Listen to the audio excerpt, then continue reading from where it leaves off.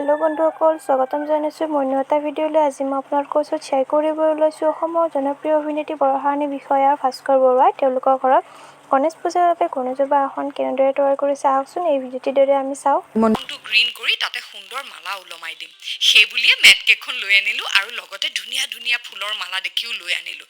Mat কেইখনত পাৰ mat লৈছিলে 200 টকা আৰু মালা কেইডাল যে দেখিছে এইকেইডাল চুটি কেইডাল 150 আৰু দীঘল কেইডালমান আনিছিলোঁ সেইকেইডাল 200 টকাকৈ। শ্ব'কেছটো ৰঙা ধুতি এখনেৰে ঢাকি পেলালোঁ।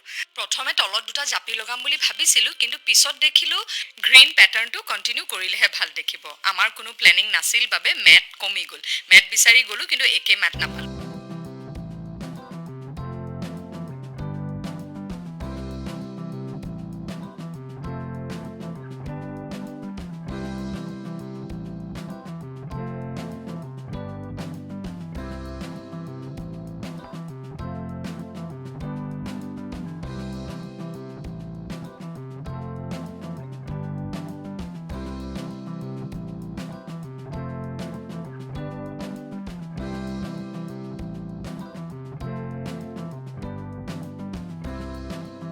ভালদৰে গণেশ চতুৰ্থী পালন কৰাৰ লগতে বাবাক বিদায়ো দিলে। আৰু যদি ভিডিঅ'টি ভাল লাগে তো ভিডিঅ'টি লাইক কৰিব আৰু মোৰ চেনেলটি প্লিজ ছাবস্ক্ৰাইব কৰি দিব।